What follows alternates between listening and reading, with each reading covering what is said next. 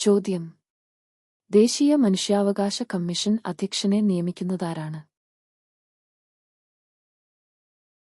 ഉത്തരം: രാഷ്ട്രപതി.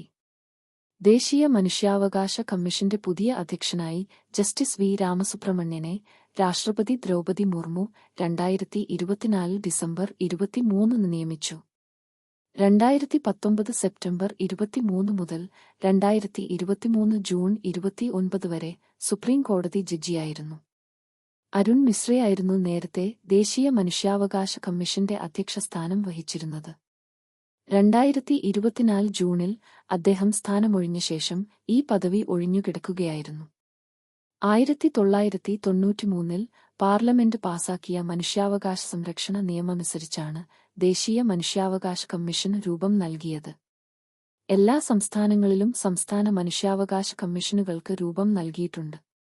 1998 ഡിസംബർ 11 കേരള സംസ്ഥാന മനുഷ്യാവകാശ കമ്മീഷൻ നിലവിൽ വന്നത്.